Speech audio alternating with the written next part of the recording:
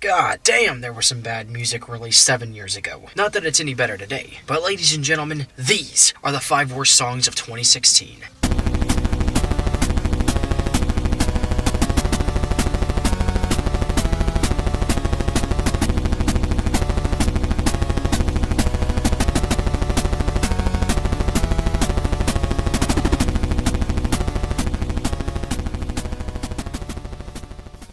2016 to me seemed like a sort of midpoint, or rather the start of a new phase in the era of this sort of rhythmic pop music that's been raging since at least Justin Bieber's debut. Whereas it began to take hold in the mid to late 2000s, 2010's Baby marked the beginning of pop hegemony in the music industry, especially with the rise of social media and the music industry taking streaming into consideration. 2016 is seen by me as a transition from pop and hip-hop that was cheaply produced but still seemed professional, to pop and hip-hop that was absolutely garbage and not professional at all. As the very next year, we saw the rise of SoundCloud rap in what could be referred to as the hip-hop musician bargain sale, like the Super Saiyan bargain sale in Dragon Ball Z. But at least as the decade begins to settle in, we're starting to see the music industry recede to early 2010s production value. Although we've entered an age where doubt in the charts is finally taking hold. Today, though, we're talking about 2016 in particular, so let's not waste any more time. Number 5 is Work From Home by Fifth Harmony, featuring Ty Dolla $9.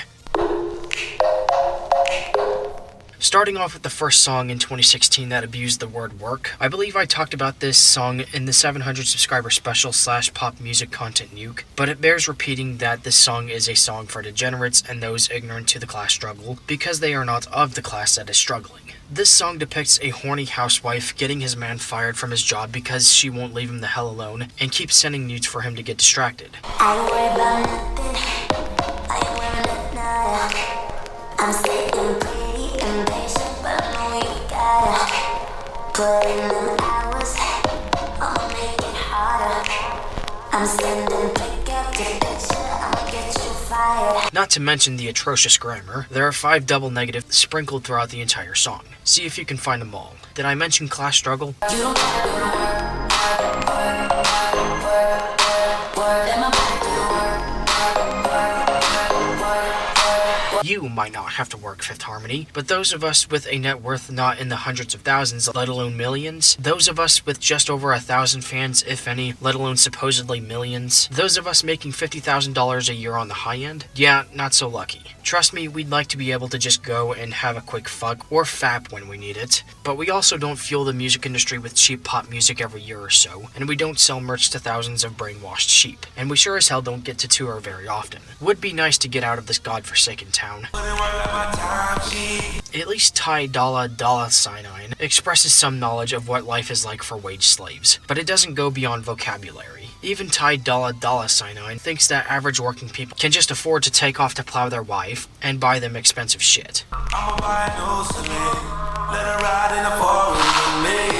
And also,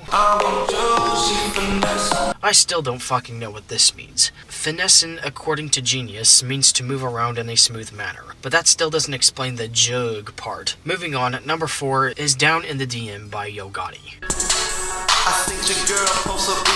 I'm sure I've talked about this song somewhere before, but this seems to be Yo Gotti's only successful song. He appeared on the chart maybe one more time, but I haven't heard anything of his beyond this song. And my god, what an absolute failure we have here. Based on what we heard from the music industry in 2017 and 2018, this guy is literally just a black Post Malone prototype. I heard this song a few times courtesy of Adosa Buckley, and a year and a half later, I hear this exact same type beat over someone seeming to try and cover the synth intro to Dio's Holy Diver, but never being able to figure it out. That's basically Yo Gotti's legacy, one half of an infuriating amalgamation that appropriates rock music nearly every chance it gets. But let's take a look at what makes Yo Gotti in particular look bad. For some reason, he has the not-so-bright idea of shortening BMW, which is already short for this German speak that I'm not going to attempt to pronounce, to BM, which is already short for bowel movement. I couldn't whip out the task failed successfully pop-up fast enough. But apparently Yo Gotti is attracted to a woman in a relationship simply for the fact that she has a BMW. I believe this is what Marx calls commodity fetishism. Then again, maybe this indicates that Yo Gotti is a male gold digger, to break the stereotype that it's women that only care about how much money the opposite sex has. But the woman being depicted here seems to go with Yo Gotti simply for the fact that he's Yo Gotti and could probably afford 5 BMWs. I think your girl posts a bill, so I hit her in the deal. All right, yeah, I still. Yeah, this your man, I hate the bill. You know humanity has failed as a species when having X amount of luxury vehicles to yourself is supposed to equate to being the alpha male. Sorry to burst your bubble, but wealth doesn't define shit, especially when you can just be born into it. I love the gram, I love the gram, I love the crowd. I'm addicted to it, I know I ain't. Then stop.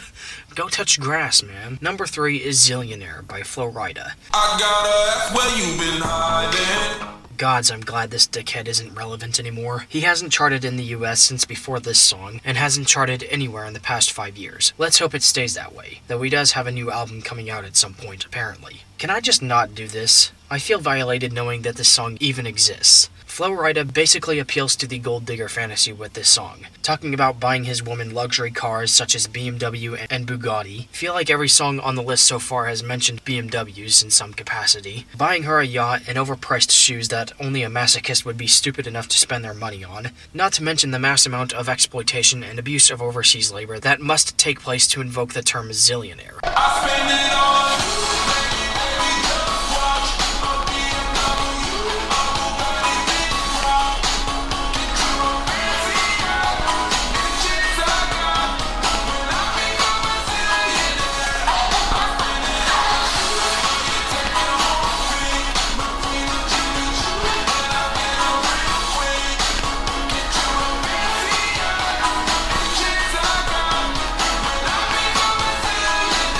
And then depicting this woman having sex with him in exchange for buying her all of this shit. I'm gonna work it to impress you.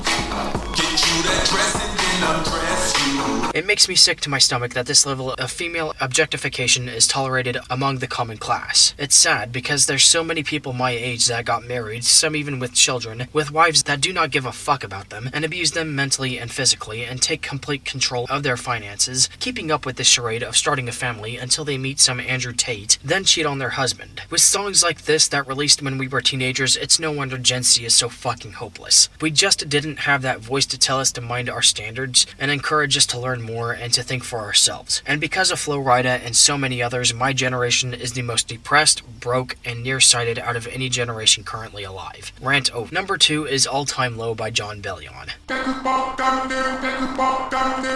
As if one word being completely overused wasn't enough, Jon Bellion gave us another word to hate that year. In this song, I guess Jon Bellion's woman left him, when Jon Bellion thought that he was this woman's world.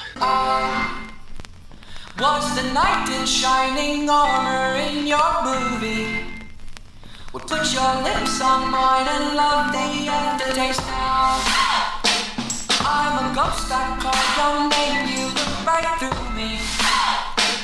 You're the reason I'm alone and masturbating. Now, is there anything wrong with being alone and masturbating? I've been doing that my whole life, and I survived just fine. You're the reason I'm alone and masturbate. The way you present yourself is only making you think that you were and still are an egotist, which evidently your woman wasn't on board with. I've been trying to fix my pride, but that shit's broken. Well, now's your chance to make some adjustments. Except, is your pride broken? It kind of sounds to me like your ego took a hit, but you're still high and mighty enough to claim that the person responsible for your situation is the woman that just broke up with you. You looked just hard enough in the mirror to see bruises in your ego, but you didn't look hard enough to see the real problem. The abnormal swelling in that ego. What scares me is that people were fucking defending this shit. May I ask, why the fuck? Is it simply for the reason that this was top 40 and criticism of top 40 music is violation of intergalactic law somehow? No one should be defending egotism. Nobody should be defending blaming a woman for leaving a man unless she left him because he wasn't man enough or because she cheated on him. Which, that's not the impression we get. Now, all your girlfriends say that you don't want to see me. You're the reason that I just can't concentrate. Concentrate on what? finding your happy place, jumping off your high horse. If she doesn't want to see you, you did something to piss her off. It's over, man. But if you're that prideful that you're not going to let her go without some lip, don't blame her for accusing you of stalking or filing a restraining order. That I'm at an all time. Shut the fuck up. Please. Ugh. Number 1 and the worst song of 2016 is Work by Rihanna featuring Drake. God, why? Motherfucker, every other song is just word spam. When I first heard this song, I was in my mother's car and she was listening to Top 40 radio. Yeah, I know, it was pretty awful. But I heard this and literally thought, what the fuck?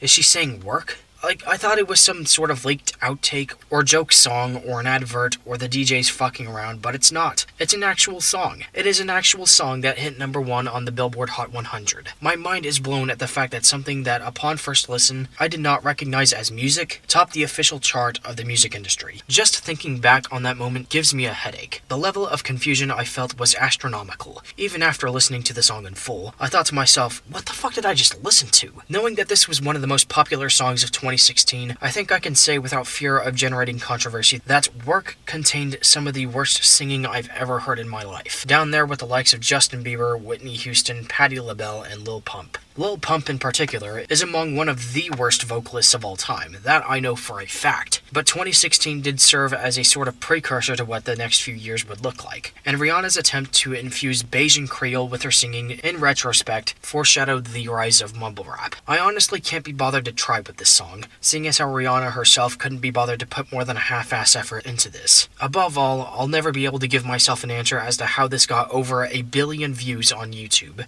but I hope that we can look back 7 years later and see cringeworthy songwriting, dull composition, and a failed attempt on Rihanna's part to introduce her native tongue. And with that, I'm going to conclude this, my picks for the 5 worst songs of 2016. Dishonorable mentions go to This Is What You Came For by Calvin Harris featuring Rihanna. The third word to be beaten like a dead horse in 2016, thanks to this song, is You. Was there no better option? Could Rihanna just not retire in 2015? Could she just not pass off the guest appearance and put the extra brainpower into Work? Treat You Better by Shawn Mendes. Basically all-time low, but from the perspective of a forming relationship rather than a decaying one. Gold by Kiara. Enhanced Myself by Selena Gomez. And Team by Iggy Azalea. Some things I do want to update you guys on. If you haven't watched my review of Demi Borgir's Eonian album, I am going to be cutting down the size of these list videos. I'm no longer going to be doing best of lists because I feel like you guys aren't as interested in those, and because I feel like doing album reviews will allow me to be able to talk more about a band instead of just talk about them once for a couple minutes. I don't have to bore myself with the lower half of the lists. I can just go down the track list of an album that contains songs equally as good, if not better, than the songs I choose for lists. I may do a 10 worst songs of 2023 at the end of the year, but it certainly depends on what I'm exposed to or what I expose myself to, since more often than not these days, it seems like I have to subject myself to the garbage. We'll see what I have the willpower for, I guess. Also, I did announce on Patreon that I was going to be cutting down Your Grammar Still Sucks. The series is falling behind, and I can tell it's not rubbing off the way I intended it to. I feel like that series is the one that gets the most hate, so I'm going to be putting it on hold. That said, I hope I provided plenty of material for people who are fans of old school Jax films that happen by this channel.